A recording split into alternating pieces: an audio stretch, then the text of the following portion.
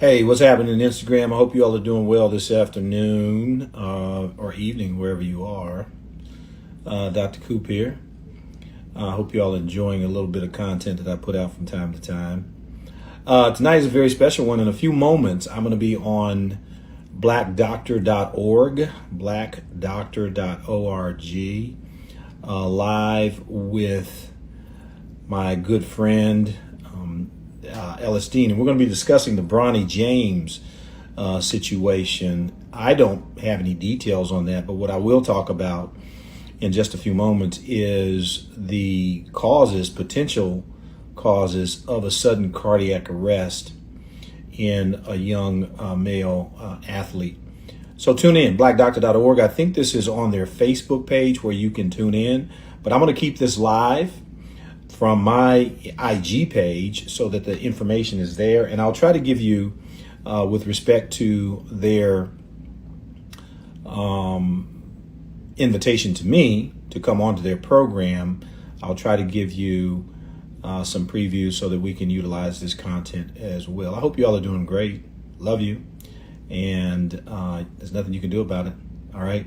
So stay tuned. I'm going to stay live here for a few moments. We're going to go live with blackdoctor.org, and we're going to be discussing sudden cardiac death in young athletes like Bronny James, which happened a couple of days ago. Again, I have no definitive information about exactly what went on, but I can tell you from a professional perspective some of the things that physicians are thinking about in those circumstances. So stay tuned.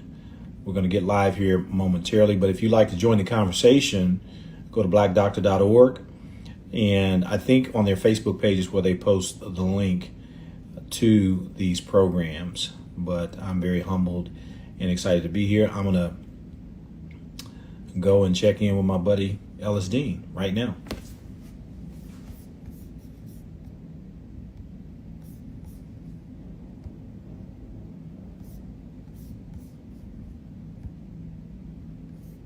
I hope y'all like the workout, the Pilates. I got a little feedback, and it was good. It was positive. I love it. I'm glad I can help motivate you along the way as you work on your health and wellness, etc., etc. Okay, hold on, Ellis. Okay.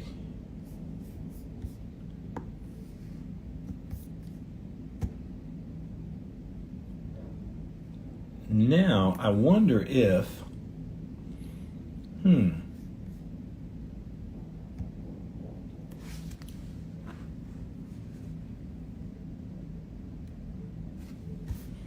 says stream this to my audience. Okay, let me do that.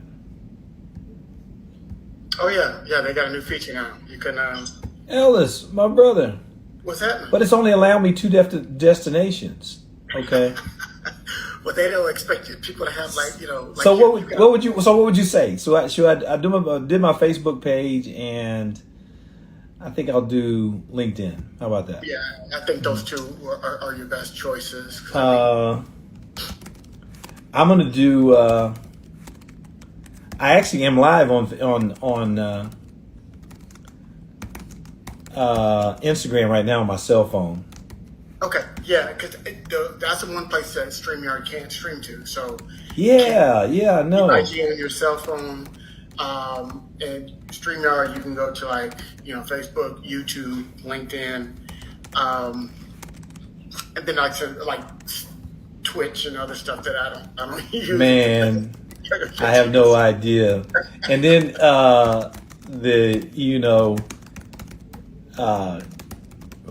and then they just what was this thing? Gosh, they just launched this thing. Threads. Threads, yeah. I'm like, what is this? Yeah. So I mean, I think it came to me automatically because I don't know if I actually signed up for anything. It comes to you automatically because you have an Instagram account. So Ah, it is Meta or Facebook's way answer to Twitter because everybody's unhappy with Twitter with your boy running it. So Facebook Facebook decided, you know what, let's go ahead and capitalize on this unrest hey, why not? and created Threads and people just started flocking to it. I think they had the highest number of ads in the history of social media. Wow. When they started Threads. So, Wow. Wow. but be careful if you get on it. It's nothing wrong with it, but right now it's connected to your Instagram, or you can connect it to your Instagram. But if you do that and you decide to cancel or to delete Threads, your Instagram will be deleted as well. So I heard some people complaining about that, and I was like, oh, okay, that's good to know. So just if you're going to get on Threads, don't connect it to your Instagram account. So you just operate it independently. And, Okay. I got to look into that because I can see the little thread symbol on my IG page. Is that connected or?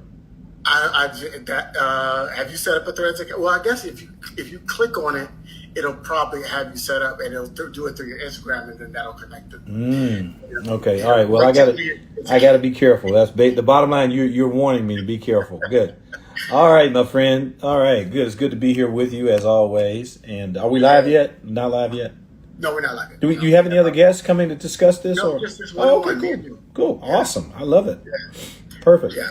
We were, I mean, because it was such short notice, because I mean, we started some conversations, and we're going to be going, Reggie's going to be going to dinner with them at NMA with the ABC. Okay, good. And we're going to be doing some work with them, trying to increase some opportunities with them. But I'll talk to you offline about that, okay? All my friends over at the ABC. I'm not gonna toss any shade right now, but it's all good.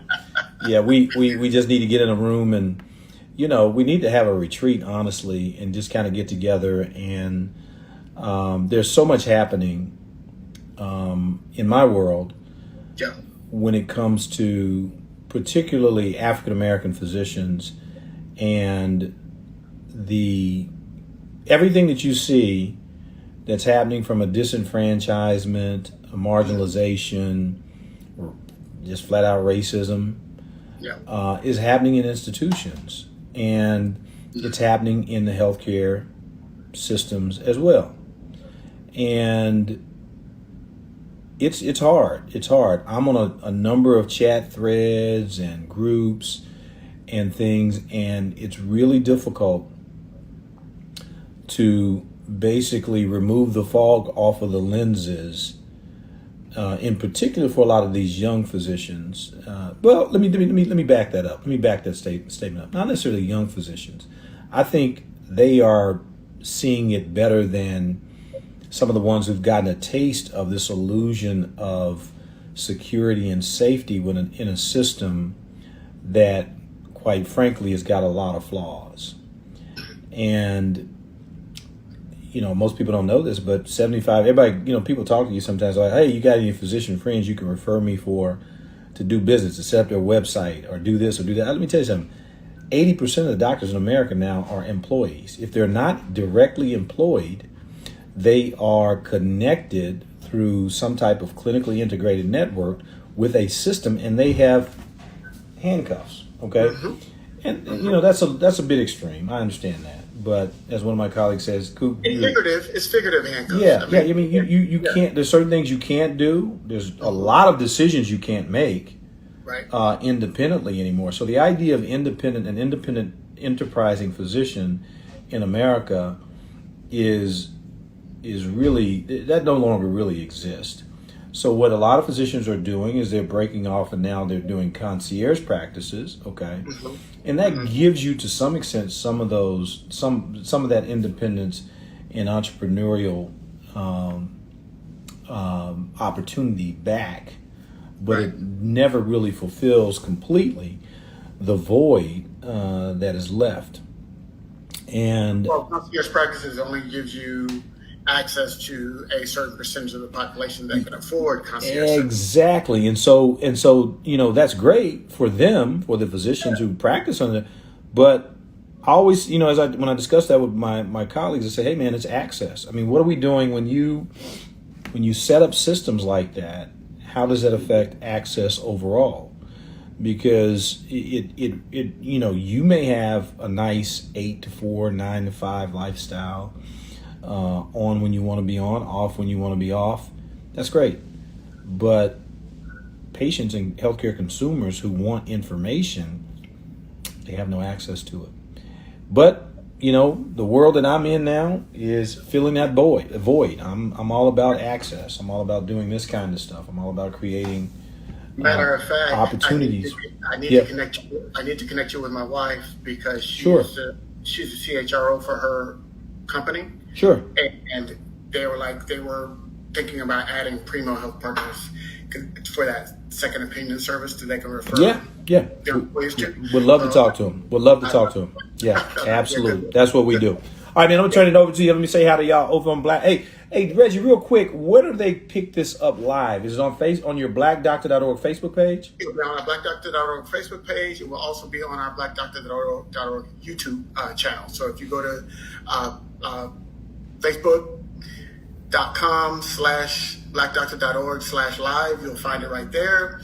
And then if you go to YouTube and just put in blackdoctor.org, go to our YouTube channel, it'll be live on there. Got it. Okay, good. Y'all hear that? So blackdoctor.org on Facebook live. They can blackdoctor.org live on Facebook and also on their YouTube channel. Just Black Doctor, all one word .org. Go in there and check it out. That's where we're talking, and we're talking a little bit about the Bronny James situation. All right, take care. All right, thank you all so much. Stay with me. I'll be talking. I'm going to get started here. Oh, I got to bring up get the graphic here. We'll get started.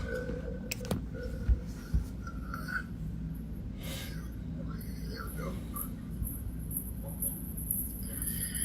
Okay.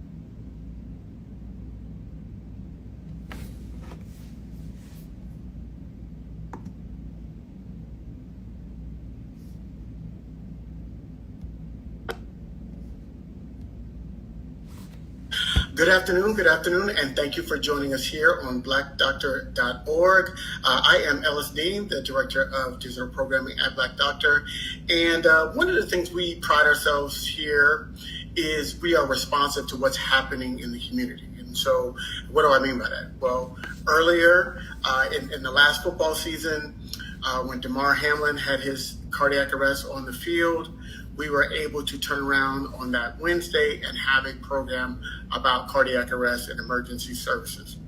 Well, here we are again. We learned on Monday that LeBron's son, LeBron James Jr., also known as Bronny James, right? So you need to know what you need to know and what you can do about it. So a couple of things. We've got a special guest, somebody that is not new to blackdoctor.org, but he is always a fan favorite, and he is super smart about all things hearts related. So we had to call. First person I hit up was Dr. Cooper.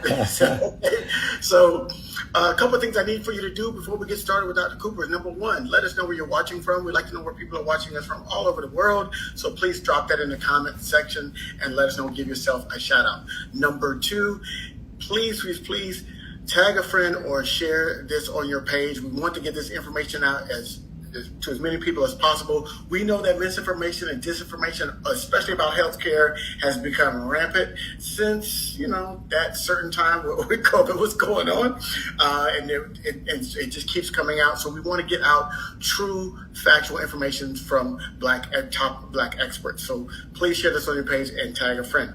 And then finally, if you have any questions throughout today's broadcast, we need to ask those questions, drop those in the comment section, because this program is all about getting your questions asked and answered so you can go tell a friend and share it, because like folks, we still like to share things word of mouth as well. So I see my girl Carmen coming in from LinkedIn. Okay, that must be watching the Dr. Cooper's page. How about that? Yeah. Hey, Carmen, how are you doing?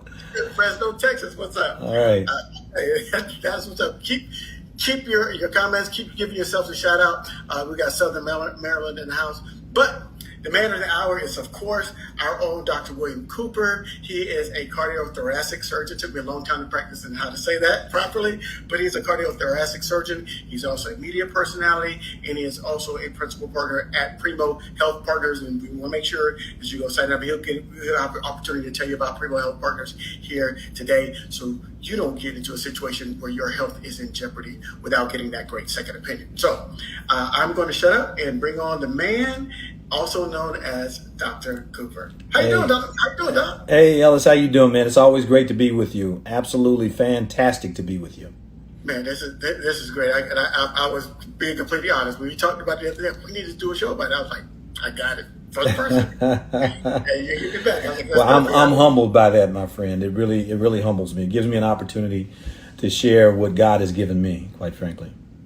Absolutely. So we were all, I'm sure, well, if you don't know, it's hard pressed to find somebody on the planet that doesn't know who LeBron James is and his family.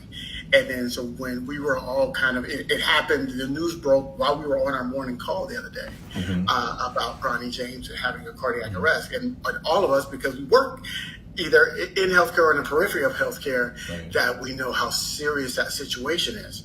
So help our audience understand what is a cardiac arrest, particularly, and how is it different from a heart attack? Got it. Yeah, that's a great question, Ellis. Well, first and foremost, I want to say thank you for allowing me to come on and have this opportunity once again. Two, I want to say that officially from blackdoctor.org and Dr. Cooper MD that we send our sincere, heartfelt thoughts, prayers, concern, and healing energy to the James family. One of the things that I get to see in my profession is the impact not only on the patient, which I have to treat, but also the family. And that can be very, very unsettling and devastating, quite frankly. So I just want to say that right off the bat. The difference between a cardiac arrest and if you will, a heart attack per se is vast, all right? And it really comes down to really nomenclature and context. When the heart stops, that's all we're saying in cardiac arrest. In fact, I, as a heart surgeon, create cardiac arrest intentionally in patients every single day. I did that this morning in the patient that I operated on earlier today, okay? And that's literally just the heart stopping, okay? And it somehow gets intertwined with and basically not necessarily confused, but used in very general terms with the idea of a heart attack. All right. Yes. And so what we're talking about when we talk about sudden or cardiac arrest, it includes, basically anything that can cause your heart to stop. All right. And unfortunately, in a number of people, that cardiac arrest could turn into what we would term as sudden cardiac death. Now, some people will label it that, but it's really not that unless you actually do die from it, okay? That's more of I would call it an epidemiological term, sudden cardiac death, meaning that they died of a cardiac-related something, all right? Cardiac arrest just means the heart stopped, okay? Heart attack, okay? And again, it gets a little murky because we intertwine and we intermingle terminology. To me, gets a little bit more specific because the heart attack suggests that there's something that actually led to damage to the heart that may not, quite frankly, lead to sudden cardiac death or even cardiac arrest. Okay, that was a great explanation. So when the heart stops, right, and so that stoppage can be for a myriad of reasons, up to and including you having to have heart surgery, where they're asking because it's hard to perform heart surgery when the heart is still beating, right? Correct. So, Correct. Yeah, And yeah. the so-called heart attack can cause cardiac arrest, all right? But the Okay. vast majority, overwhelming heart attacks do not cause cardiac arrest. Okay? Now, the question that came up was, okay, and as we started having a little mini debate on our work call the other day about this, was some people felt like his playing career is going to be over. He had a cardiac arrest. He's done playing basketball. And I said, well, not necessarily, because he had a player at USC last year that had a cardiac arrest during practice and was back playing 6 months later. Right. We saw just here, I was watching Sports Center this morning, and there was a big celebration about Damar Hamlin returning to the Bills practice and getting ready to engage in football. We know how strenuous both basketball and football are in terms of its cardiovascular needs in order to be able to perform at a high level. Right. So help us understand, is it case by case whether or not somebody can re-engage in playing sports at a high level if they've had a cardiac arrest event? Yeah, this is a great question. And what I think we should do, Ellis, is go back and now try to parse out what's happening in the case of a sudden cardiac arrest, heart attack, which could be one of the reasons for that, okay?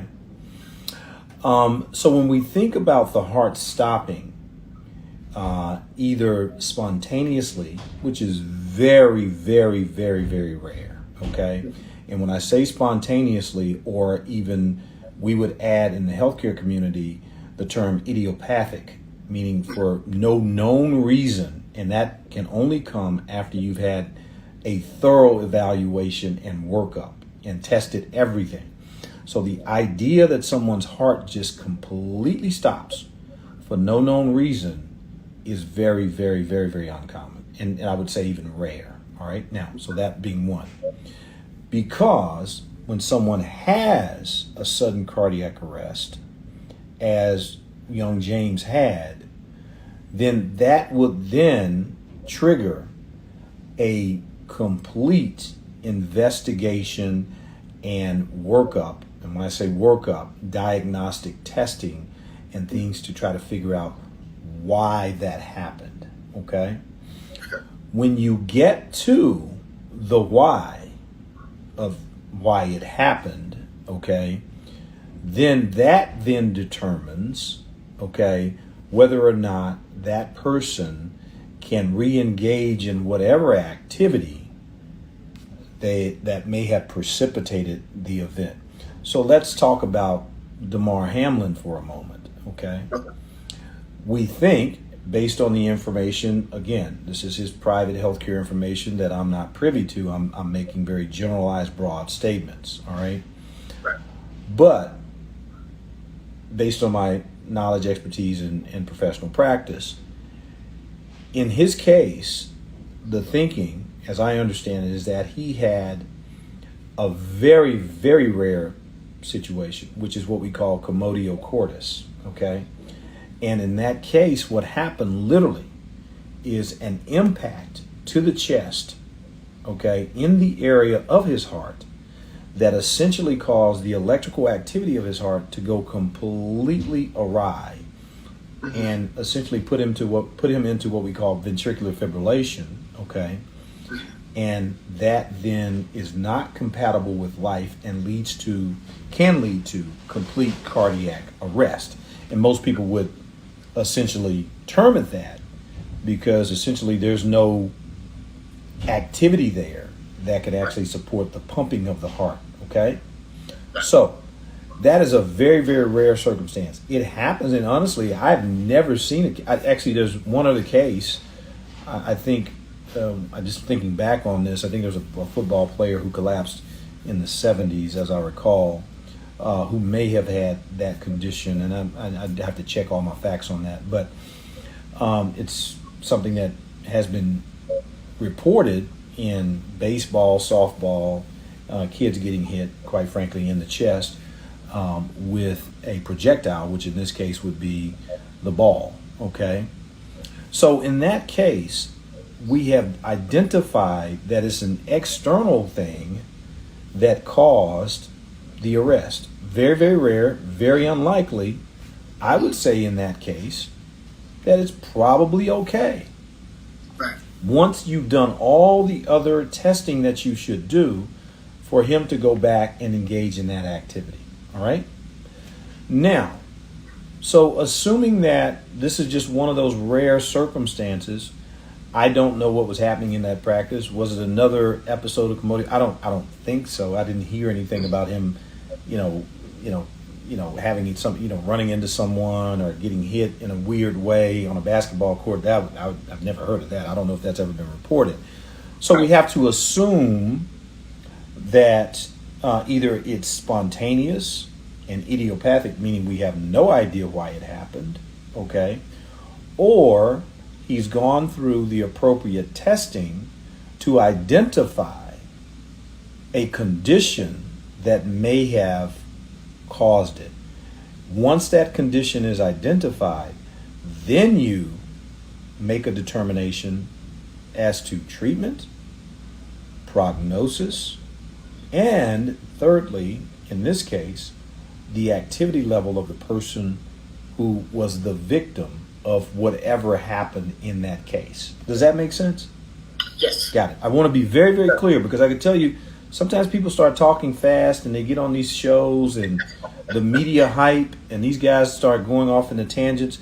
So I don't know if he can go back and play based on the fact that we don't really necessarily know, but we can get into some of those conditions that may have created this, and then we can talk about whether or not it makes sense for him to re-engage. I will sum this up by saying that with modern day technology and medicine, I would be personally very surprised if he did not re-engage in some kind of sports activity.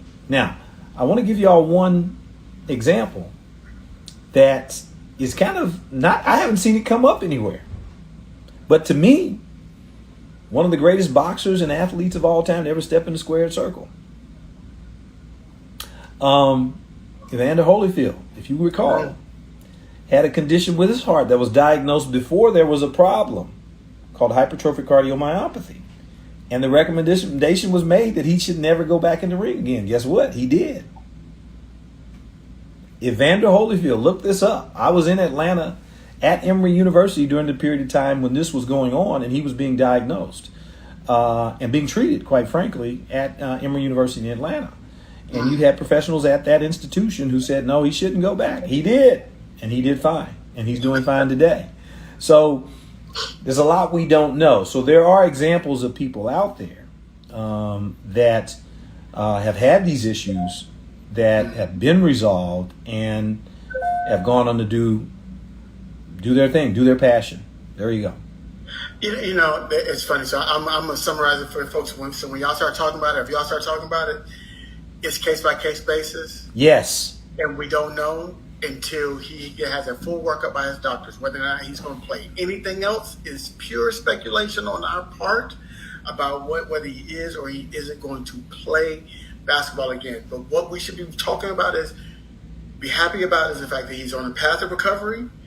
He's on the road to recovery, and we know his family's got the resources to make sure that he gets. And I know he's getting the best heart care in the world. I mean, you know, some of those hospitals in Southern California, in California in general, and all over, it's like all over the country, are some of the greatest places you could ever be if you're going to have this problem. And you know, people shouldn't feel bad about that. My son texted me this morning, hey, you see this Bronny James thing? You think he's ever going to play again? And in a text message, I'm like, okay, William, I don't know. I can just tell you that there's a lot that's in that. And I told him, I said, you should tune into this so that you can hear me talk about it today. And hopefully you'll get a little bit better insight into why I can't really answer that question with clarity and some degree of certainty, at least right now. Well, we've got a great question coming in from our Sure. visitors, from our viewers, and so I want y'all to keep those questions coming in. Yep, there's another one. Thank you, Thomas.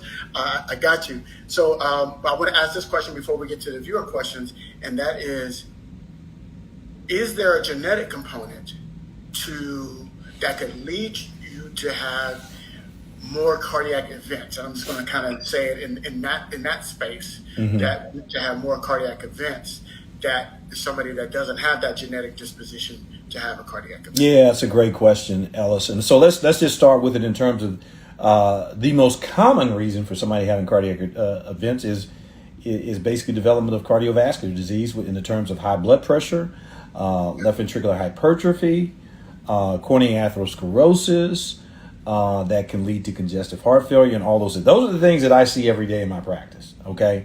And those things have a strong familial association, meaning that it runs in families, okay? So if you had a first-degree male relative who at a very young age, 40s and 50s in particular, who had a heart attack, heart surgery, stent, or some kind of heart-related condition like that puts you at risk, whether you're male or female, if you're a first-degree relative, okay? Now, that having been said, there are some other things, okay? And one of the things that gets a lot of attention in young athletes like this is a condition we call hypertrophic cardiomyopathy, okay? That is a spectrum of processes where certain parts of the heart, basically the muscle gets so thick, all right, and it's not necessarily inflamed, but it gets very, very thick. And when the heart squeezes, it can cause an imbalance in the perfusion to the heart. Hypertrophic obstructive cardiomyopathy. It's called HOCM. Okay, we shorten that HOCM. Hypertrophic obstructive cardiomyopathy. Hypertrophy meaning it's thick. Obstructive meaning literally it's squeezing so hard that it just basically stops blood from getting out of the heart instantaneously. All right, and we call it a cardiomyopathy, meaning it's not normal for the heart to do that in that particular location. So those things can run in families. Amyloidosis of the heart, okay? Transthyretin, okay? Proteins, those things tend to have a familial kind of association. Sarcoidosis tends to run in certain families, but it's not 100%, okay? It's not like sickle cell where you can say, okay, 25% of people in the family, if you got two parents with sickle, 25% of the kids are going to have sickle cell. It's not that solid, but we just know there's a familial association. DNA testing and genetic testing is now able to basically parse those things out in a very, very specific way, all right, to tell you, hey, look, you're at risk for what daddy may have had. And this is why. That's not the issue, though, Ellis. But here's the issue, and here's the bottom line to that question. And here's one of the things that when Wayne Kong was the CEO of the Association of Black Cardiologists, they had a tagline that was children should know their grandparents. The grandparents should know their children should know their grandparents. I think it was parents should know their grandchildren or something. Whatever it was, and my son just joined. Thanks, Will. I got you, brother. I'm answering your questions. That's my son, UM Coop. Y'all check him out. You said you'd be here. I love it, man. Thank you. I love you to death, man. But you really, so the point is for the audience is you got to ask these questions. You need to start digging and asking mom and daddy, what did grandmama die? What did Uncle Joe, who used to sit out on the stump and drink what did he die of? Drink his 40 ounce or whatever he was drinking. You need to understand that. You need to I will tell you right now, familial thing that runs in my family. My dad had, I don't know, 11 brothers, I think, and one sister that came to adulthood. 2 of those brothers died of aortic stenosis, okay? All right? One sister had a valve replacement for aortic stenosis. The only girl in the family had a valve replacement for aortic stenosis. She died a few years ago of complications later on of other things. And the youngest boy in that group had an aortic valve replacement. So when I think about men with the last name Cooper in that lineage, you got now almost 40% of the men had severe aortic stenosis. One of them died sudden cardiac death. We don't really know what it was because he didn't have an autopsy. The other one died of a stroke. But you think about that now. Over 40%. No, hold on. 40, 1, 2, 3, 2 died because they wouldn't. One was a doctor who wouldn't have anything done. Aortic stenosis. So the point being is that we really need to understand our family history. But the answer is, by understanding that family history, when things come up with you, you can then inquire about, hey, I remember, grandmother, a father, a mother, a sister, a brother, uncle, somebody had that. And hey, should we be thinking along those lines when something like a cardiac arrest happens, in terms of whether or not that history of a familial connection could lead the healthcare providers down the pathway of understanding what's happening with the person who became the victim of a cardiac arrest. That was one of the things I was going to really emphasize, is that get a comprehensive family history. Yes. Understanding that you need to know what's happening in your family. And I found out some things I knew, like my father having prostate cancer, so that made me overly concerned about prostate cancer. There you go. But then I just learned, mom's got hypertension. So I started watching. I got a blood pressure cuff in my house, and so I checked the blood pressure, and I make sure I had to change my diet. So there's some things that you have to know. And that hypertension, we call it a silent killer. Black folks, we call it a silent killer because you don't know you have it unless you're checking your blood pressure or until you have an event. That's like exactly a stroke, like a heart attack. Yeah. And correct me if I'm wrong here, Dr. Cooper, I've been paying enough attention to you. That hypertension over time, that causes that thickening of the heart that you don't want. Yeah. And so, it creates a situation. So I just imagine this, okay? And I give this example to patients all the time. What we're asking our heart to do, okay? We're asking our heart to do something that you cannot do, all right? So if you think about your heart beating against a blood pressure of 120, which is normal, systolic, how many did 60 times a minute, 85,000 times a day, or whatever that may turn out to be. You think about that. Now, let me ask you this. If you just go and do your arm like this against gravity at a much slower rate, I give you 10, 15 minutes and you're going to be worn out. Okay, you will stop because it's voluntary before your muscle actually completely just gives out. You'll stop because you'll have to. All right. And that's with no weights in your hand. That's just doing it against gravity. That's how strong gravity and how weak your hands could be. All right. Now, or your muscles could be. You just imagine now, you're asking your heart to do that every single beat. Now, let's imagine we take that blood pressure up to 150. All right. 160, 180. That's systolic. All right. Then what's happening there, with every beat, that heart can't stop. I guess it can because you may have cardiac arrest, all right? But what's happening with every single beat is that heart muscle is getting thicker and thicker and thicker and thicker. It's called hypertrophy, okay? Eventually, that thickening of the heart muscle, all right, will not be able to, the blood supply to the heart won't be able to sustain blood flow into that muscle, and that muscle will begin to replace itself with fibrous tissue. When that happens, that fibrous tissue is not as strong as the muscle, the heart stops thickening and it starts basically just stretching out, dilating, and it gets weaker and weaker and weaker. So you got a heart that's very, very strong. Initially, it's fighting like crazy. But later on, because of that hypertension, it starts to stretch out, dilate, okay, and become weaker and weaker. That results in a condition we call congestive heart failure, okay, which is one of the reasons why you can have a cardiac arrest. Right. Okay, let's go. We're going to go to a couple of your questions. Got it. Sure. Because we got to talk about what you should do if somebody has a cardiac arrest around you. So I want you to kind of think about that, like what should happen, and give people some tips on what they should do if there is a cardiac event around them. All right, so I'm going to mess your name up. So Ms. Minka, I'm going to call you by the last name, Minka. She's had some cardiac events. So let me put our first question on here and see if we can understand it. Okay, what do you classify as a dissection of the thoracic aorta leading to kidney failure? Left side of the body with numb, with shortness of breath, nausea. Was it a heart attack and not cardiac arrest? I guess she's trying to figure out that Yeah. event was a heart attack or cardiac arrest. Yeah, it wasn't a cardiac arrest, Kafele, I think is how you say that. It wasn't a cardiac arrest because basic cardiac arrest is very simply that your heart stops, okay? And aortic dissection is when the blood pressure is so high that literally the internal layer of the aorta, that big tube on top of the heart, actually separates. It tears. It's so much pressure in there, okay? And it literally tears, and then blood starts to seep out. It doesn't rupture, but it tends to seep out between the layers, but those outer layers are not as strong on their own. They're all very strong when there's three layers all together, the intima, the adventitia, and the media. When they're together, they're very, very strong, and they can withstand that pressure for a long period of time.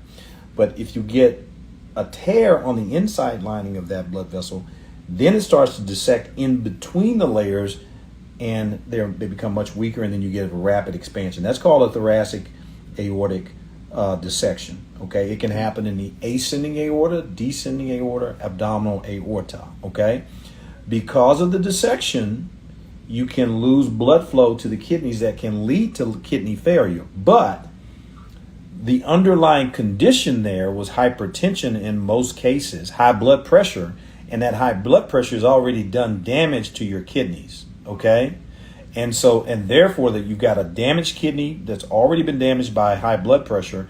And now you take away the blood flow with this torn up blood vessels, okay, and you've taken another hit. So that can lead to kidney failure.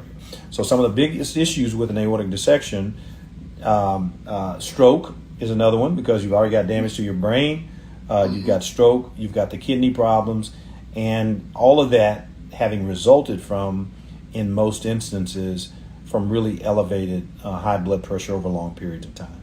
But it's not cardiac arrest, and it's not necessarily a heart attack. It's in the main blood vessel that sits on top of the heart. Okay. And then he had one more follow-up at something similar. I guess he's just asking, should he get a stent or monitoring a medication? And ultimately, this is that mental health piece. Do I ever go back to feeling normal? Which Yeah. So first and foremost, my friend, let's get that blood pressure under control. Because if you're a 51-year-old and I'm looking at you, you're a man of color. I don't, your race is a social construct, but you're a man that looks like me, okay? But 51 years old, it's very likely you have high blood pressure. And if you were told you needed a stent, the stent is for several reasons. One is you've developed an aneurysm. It's expanding because the blood pressure is not, either it started out that way as part of the dissection, or the blood pressure has not been over controlled, and over time it's gotten bigger and bigger and bigger, which can occur. So stenting is a very good alternative to open surgery. And we try not to operate. And when you start talking about a stent, I'm assuming you're talking about the descending aorta, because in the ascending part, the part that's going up, coming right off at the top of the heart, that typically requires surgery, okay? The stents go in the lower part that's going down into the chest, all right? And so it's a very good treatment. It's much better than surgery. The techniques, as well as the equipment and the resources to do those procedures have gotten much better and better and better. Now, so I think it's not a and or situation. It is and, which means that not only do you may perhaps need that direct stenting, but you also need the medications as well. So it's both. It's not either or. Going back to feeling normal, my brother, is tough, and I get it. I understand. I see a lot of patients like you who have these issues. You can reach out to me, by the way, at my website, www.primohealthpartners.com, if you don't mind me plugging that in there, Ellis. Sure. And you and I can talk more offline about, and get a little bit more specific, get your records, and talk a little bit more specifically about your situation. That's www.primo healthpartners.com. But it's tough, and you're going to need support. But just know that there are many people out there like you who've gone through this, and you can get over it. Okay. Absolutely, and I would just add, because my background is in mental health, and I would say, normal is relative, right? And I think a lot of times people use normal as referring to the time before they had any, physical health problems. That's correct. Right? That's a That's when we very want good to point, Ellis. That's a good, very go good back, point. Yes. go back to that feeling. So I think what the safest thing for you is to create a new normal as to getting healthy, right? And then how that feels, how that feeling of feeling healthy again and going in and having kind of clean doctor's visits where they're not telling you got problems. You've got your blood pressure under control. Because I saw you put in a comment that you had some high, some blood pressure. You had high blood pressure. So getting that under control and just generally starting to feel healthier will be your new normal. But going back to, it's like, as men, we like to go back to our days when we could play sports and not have to stress, right? It's like, Yeah. I'm never going to feel that way again. Yeah. The weekend warriors. We used to play basketball when I was probably in my 30s. I gave that up, man. And after I saw 2 or 3 guys get Achilles, and then after we went over and joined the rec league, and these young boys was dunking on us like left and right, I was like, I'm retired. I'm done. It took me to check my ACL to stop playing. There you go. And I feel you because I am 51 myself, and so I'm right in that space with you, brother. So you're not alone in that. So next question this is from LinkedIn. Thomas is asking, as a father, would you want your son to play sports again after what happened? If you had your son what happened with Bronny James? Yeah, that's my good friend Tom Muziani. Hey Tom, how you doing, buddy? I appreciate your support. The answer is yes, and it depends. I'll put the caveat there that it depends on what we find or what was found with him. I will tell you that the workup and the things that they did right away. First and foremost, first responders are very, very. I mean, that's important. Let's remember now. He survived a cardiac arrest. Yes. And as you and I both know, Tom, very, very. Tom worked in healthcare for a number of years. That's a big deal. I mean, surviving a cardiac arrest. So what we can say to our audience, all of you, 100%. Hold your emotions, but go learn CPR. Okay, go get that first on the scene. Somebody drops dead or has a heart attack or passes out, so you know what to do. That's universal. All of us can do that. Okay, so that's number one, is that they did a great job, and thankfully he was at USC where they have these people around all the time. They know what they're doing. The Damar Hamlin situation, you had first responder right there on the sideline. They did their jobs, but you and I can both do that. So the answer to that question, though, Tom, is that yes. I would have no problem with my son going back and playing sports, assuming that we've gone through the testing, okay? There are some basic things that they probably did right off the bat. Echocardiogram, just an ultrasound of the heart.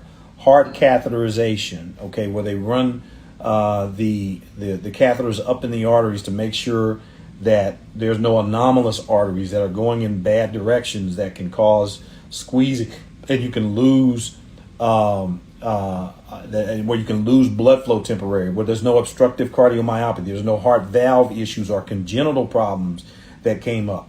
And then the next thing they probably did is go to the electrical system. That takes a little time because you've got to monitor the electrical system through continuous monitoring, Holter monitors and some other things out there. You can take these things home now. You can hook up an EKG to your cell phone these days and monitor that continuously to make sure the electrical activity is okay. And then you get into imaging, MRI, CAT scans, MRIs, looking at the anatomy, making sure all the connections are perfect.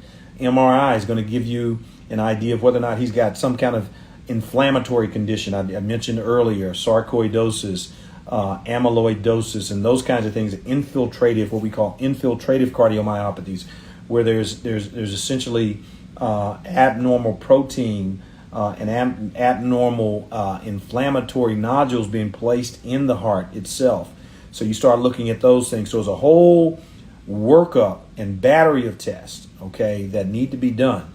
But let's assume that all of those are either normal, or if they're even not normal, if they're great treatments, okay, that make it very unlikely that this is to recur, then yeah, I would have no problem with my son going back and playing sports. But clearly we would have to go through that battery of tests before we would just assume that he's going to go right back out there and start doing that. And again, using the Damar Hamlin situation, I'm sure he did I know when Evander was going through this years ago, I'm sure he went through all of those tests, at least whatever was available at the time, and made the decision to go back and did fine, and is still with us here today. And I'm quite sure that Damar Hamlin's going to do just fine, honestly, based on what I know about what happened to him and the intensive investigation that they did to look at that. That was a very well thought out answer, and I would say that's hard, right? That's a hard answer to make for anyone, because as a parent, you want your child to be happy, right? And if they're happy playing basketball, you want them to be able to do that. And like, you know, I played again after I tore my ACL. I'm just speaking personally. I tore my ACL. I cannot end on an injury, right? So I went through the surgery, the pain, rehab, all that stuff, because I just did not want to. I wanted to end on my own terms. And if I could project myself into Bronny James's mind right now, that's what he is thinking. Yeah. He wants to get back to basketball, because ending on an injury is so devastating mentally for an athlete, especially one that has aspirations for the NBA. Mm-hmm. He saw USC as being his next stop on that path. To have it derailed with something like this is probably more than he could bear mentally right now. So he's going to do whatever he can until the doctor says, no, it can really cost you your life if you go back out there. So that's just kind of the mentality. Yeah. And I wasn't even like an athlete at his level, but I'm just saying, as someone who, as a weekend warrior, I was like, no, I'm not going to let an injury end it. Just competitiveness. And you know, that mental health piece, Ellis. I mean, you know, I think I saw on one of the tweets that Damar Hamlin put out, you know, that the therapy and the psychology. I mean, you know, you and I may have a little broken bone, torn ligament, this and that, but this brother may have seen the light. Yes. You know, that's a whole nother level of consciousness, if you will. And so, you know, therapy and mental health therapy, to your point, very, very important in helping not only the victim of this, the athlete who suffered this condition, but also his parents make that decision. So I would say, Tom, as a, you know, where I sit and having seen these situations over and over and over again, my answer may be a little bit different than a lot of other people. Okay. But I think Ellis and I are laying it out there for you that you just got to check all the boxes. Okay. And do not forget the mental health and psychological impact that injury and particularly a cardiac arrest has on that person. Hey, and shut up if he decides himself, hey man, I'm done. I don't want to do that anymore. That's okay. We're gonna support Bronny, whatever he decides to do. I'm gonna support my son, my kids, whatever they decide to do in the face of that. Okay. But you know, it can be a challenge as a parent when you have to become a surrogate decision maker. Okay. Right. And so I'm just telling you professionally, because we got a big, huge audience here, the thoughts that go through my mind. And so I would not put a barrier up emotionally from me, because I'm resolved psychologically. Yeah, mentally I'm good. But also professionally, I would go through those steps to make sure. But I want to make sure that the audience understands that you should also do those things for yourself and for your child or whoever else, a loved one who perhaps may be faced with these kinds of problems one day. It's a tough decision. Yeah. And that's why I was like, whatever is going to make him happy that he can do, so be supportive of that as the parent. Your job is to be supportive of your child and help them make the right decision. If the doctor is saying, I don't think it's a good idea, and they still want to go out there and try it, then you try to guide them, and then, you know, do the best you can. Right. Absolutely. Absolutely. There was a good question about calcium buildup. So, all right, here we go. So, I got a southern tongue. I can't pronounce all these names. I'm just going to say. Yeah, that's okay. So, what's the correlation? So, okay, so I'm not even going to try your name. What's the correlation? I want to say it's Emu Getachew. I always try to get the names right, because I'm a military thing. I've seen so many names on badge, all over the world. But anyway, so here's what I say: the correlation between calcium buildup and heart attack. So, very simply, if you have calcium buildup and typically on a CAT scan with these calcium scoring scans that are so common nowadays, it's really just an indicator. Okay, it's an indicator that you have had a plaque. Okay, the plaque starts with just laying down a fat, and let me give you an example of that. Okay, go home and do this. You can do it right now wherever you are. Go in your kitchen, take a little olive oil. Okay, just a drop or two out of the pantry or whatever, and just drop it in a pan.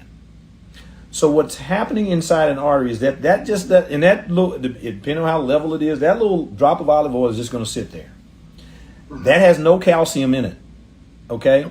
But that's what's happening with very early plaques in most people. And in fact, they've seen these plaques early, these we call lipid-laden plaques, fat-laden plaques, quite frankly, in babies, okay? All right, and so that's the early genesis of an injury to the inside lining of a blood vessel. As those plaques mature, whether or not they grow and become obstructive, we don't know. They could just get into the wall of the vessel and just become But as they mature, and when I say mature, is it's gone through a process of laying down the fat, healing, inflammation, healing over and over and over again. And then calcium gets in the mix of that, and eventually it becomes calcium laden. And you can actually see that on an x-ray. Okay. So essentially what calcium is just showing you is that you've gone through that process of buildup of plaque, maturation, inflammation, laying down of calcium. We just don't know how bad it is. So it could be, when we see very high calcium scores on these scans, even in people that have no symptoms, they're not short of breath or having chest pain, it's an indication to go ahead and take a little further look, either with a stress test or heart catheterization, some other test to make sure that calcium-laden blood vessel is not obstructive or could be at risk now for obstruction, which then leads to the heart attack. All right. So it's not necessarily that the calcium, it's just essentially it's an indicator of a potential buildup of plaque, which could lead to a heart attack. All right. And that plaque builds up, like if it's your blood vessel, that plaque starts to build up around the inside wall of that blood vessel, which narrows the area for the blood to go through. Mm-hmm. Right? So I'm not going to make any sexual references here, but it narrows the plaque built up around the walls. It narrows that way, and then that's how your blood pressure will start to go up as a result. Yes. And then that could block, and then when there's a blockage, that's where you could have a heart attack. So there you go. Good. I hope that answers your question. Thank you. Yeah, that was really good. I think we've got some great. Thank you so much, Brother Minka, for your kind words. I'll put that on screen for everybody to see. I just want to say thank you. That's why I reached out to Dr. Cooper first. Right. What you're hearing between the two of us is genuine, and just having some great dialogue, and that's what we're trying to do here. At blackdoctor.org. So as we're we're supposed to go 30 minutes, but look, there's some great questions and there's some great stuff that we needed to go through today.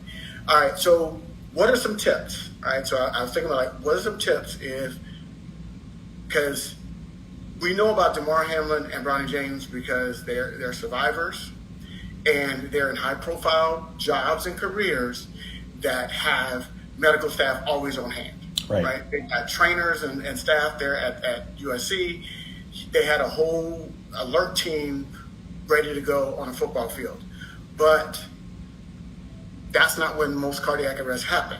They happen while you're jogging. It happens a lot of times with high school students on sports. And so you mentioned earlier about getting CPR trained, and we talked about before, particularly in those chest compressions, because you're going to have to be there beating until their heart can get back on rhythm. Right. What are the other tips if you're around somebody that has a cardiac arrest where their heart stops? Yeah, that's a very good question, Ellis. Well, first and foremost, I say to most people panic and they go into absolute, complete, loss of mind, which is understandable. But prepare yourself for that. I'm gonna tell you this. I'm just gonna keep it real. Number one, prepare yourself for that. I don't know what what planet some of us live on, but let me tell you something. You know, the last I checked, 75% of people in this country are going to die of a heart-related condition. Okay, and if you're around folks that you know have conditions that could lead to a heart attack, they're obese, they got diabetes, they got hypertension, and certainly, you know, your family, you know, first of all, on a family basis, okay, get to know them, understand what's happening. All right, now that's number one. Number two, yeah, get the CPR training, okay? Understand when you go in, and I'll say this time of year in particular, and you call me paranoid. I don't think it's paranoid. It's just me scouring the scene. When I go in, if I happen to go into a hotel this time of year on vacation, or if I happen to go to an event, outdoor concerts, I actually am looking around to see if they got AEDs, okay? The automated external defibrillator, okay? AEDs. I'm looking around to see if there are emergency personnel around, not just the police to stop somebody from fighting, but I'm looking around to see, hey, if something happens here. Now that just may be my military and medical kind of back, but that's just natural for me to do that, okay? But if you're going to be out and about in those situations, understand what resources you have at your disposal, okay? The very basics is understanding CPR, okay? If you can't do CPR, let me just give you one tip that is probably not going to hurt the patient. I know it's not going to hurt them, but may help them. If you don't know anything else to do, just lift their legs. You know what you just did? You just returned a significant, lift their legs. If they're laying flat, just lift the legs up about 45 degrees. You just returned about 500 cc's of fluid to their heart, okay? And that's that's very innocuous in most situations. You're just returning blood flow to the heart so even if it's not beating, so that something can get going, okay? That's that's a simple, practical thing to do, all right? Make sure you understand on your phones and we got all these other apps on there how to quickly dial 911 and get first responders activated very, very quickly. So just all these very little things that you can do that could be helpful. Okay, mouth to mouth is no longer recommended with CPR. All you need to do is pump on the chest. Learn how to do that. Get CPR somewhere. Okay. Churches used to offer it, but I know a lot of people now are not in churches. They're all online now because of post-pandemic or whatever. But make sure that you get that training somewhere. Remain calm. Okay, keep a level head about you, and understand that there are the simple little things that you can do very early on that could make a difference in someone's life. Very, very important. Absolutely. So those are 5 great tips. I'll put them back on the screen if you need them. But we talked about learning CPR, chest compressions. We don't have to do the mouth to mouth. We understand with COVID and all kind of just. And I'll just say, being black in America, just put my mouth on random people's mouth. That's what I'm looking forward to doing. So I love, hey, I can do a chest compression all day long. Let me just tell you something, Ellis. There's not much you're not gonna hurt yourself by putting your mouth on somebody. Trust me. There's people out there putting their mouths on things they shouldn't be putting on anyway, every single minute of every day. But I get it. I understand. Nothing that a little Listerine won't take away, my friend. Awesome. Prepare to have to intervene. So yes. If it is something that you're engaging in, if you're out in we got record temperatures going on. Oh God, yes. The country right now, somebody might have an event outside, and so you have to be able to prepare to intervene. And so what does that prepare look like? That means when you go into a situation, where is the closest water available? If you're not bringing water with you, where is there water available? Is there ice available? Is there emergency services available? Scan your area. I know that's military, but that's just common sense, really, really when you go into a situation, these festivals and fairs, and it's warm outside, make sure that you're properly hydrated before you go outside, but also have some ability to intervene properly if there is an event. Right. Check for AED, and the portable ones, they have the instructions right there, so you don't have to be a medical professional to learn how to use it. It is very color coded. It's got pictures. It's not even words. You don't have to know how to read to utilize some of these portable AEDs, and so that can save your life. So lift the legs, and then also stay calm. Always stay calm. That's number one. Somebody has an event. You run around panicking in a circle is not going to help the situation. Yeah, you creating the distraction is actually not helping. It's not helpful. I mean, somebody's worried about if they're going to have to resuscitate you in a few minutes. Yeah. Yeah. Yes. Easy for me. Easy. 911. Yes, absolutely. Activate emergency services. It's easy for me to say because I'm around this kind of stuff all day, every day, and I just, I'm the same, just as you see me now. But very attuned and attentive and getting things done in those situations.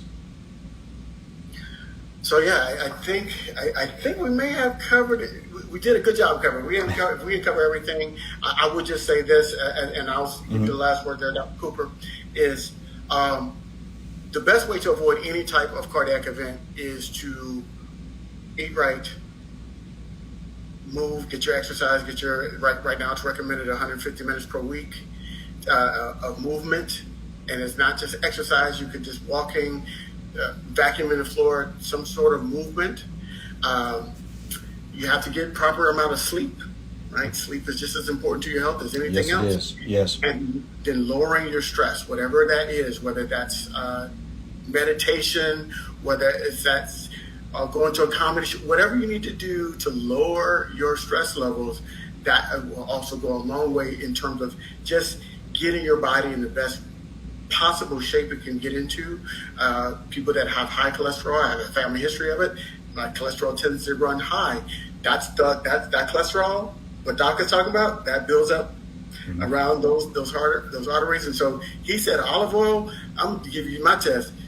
Fry some bacon in the pan and pull that bacon out and then let that grease sit and see what happens. There you go. There you go. I did say olive oil, didn't it? Which is probably a better oil than the bacon fat. You're right. And the other thing I want to say, it hardens up at room temperature. Right. So when you have any kind of fat that can harden up at room temperature, beef does that, chicken fat does that over time, bacon, or pork, all that. If it hardens up at room temperature, that's not something you should be ingesting too much into your body because that is what can cause that blockage that we talked about earlier. Yeah, that's absolutely correct. And then I'm gonna layer on top of that is understand your risk. I'm saying this to my Instagram audience. I know a few of y'all over there, but I know most of you guys that came over here. But understand your risk. And all those things you just said, where do I fall on the spectrum? And be honest. Oh, my God. I mean, people just, we've got to stop. I get calls that, well, I eat right. No, you don't. I'm sorry, you don't. I only smoke 2 cigarettes, but you smoke. Okay.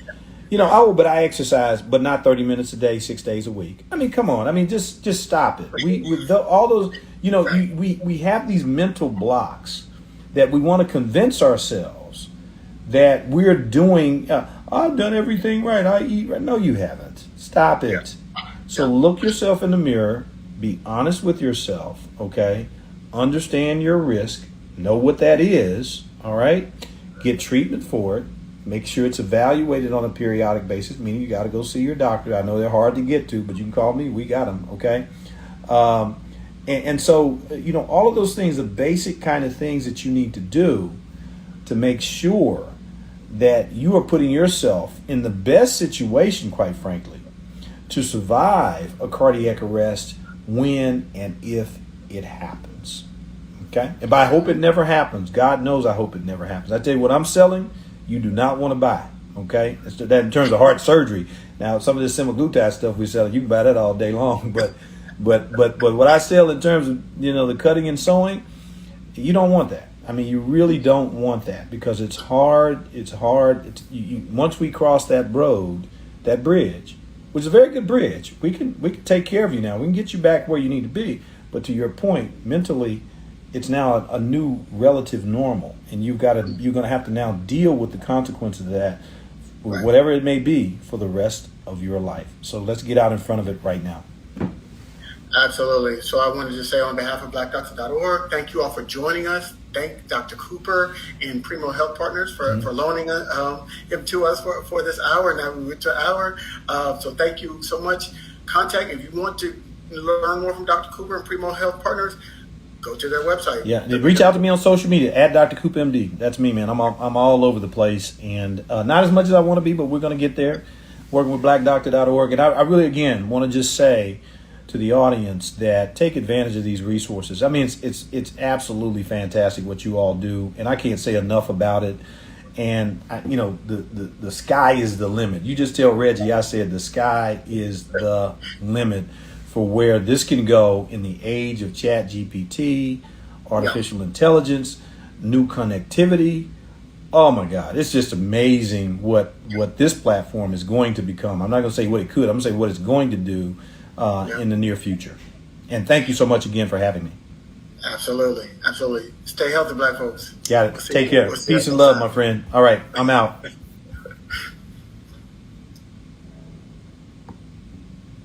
We done, Ellis?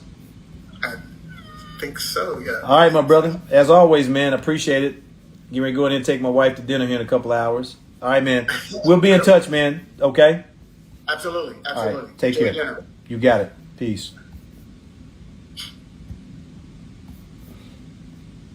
All right, IG, that's it. Check it out, blackdoctor.org. Hopefully you all got most of that. I'm not sure you could hear Ellis speaking, but we talked a little bit about the Bronny James situation, and certainly glad you guys came in.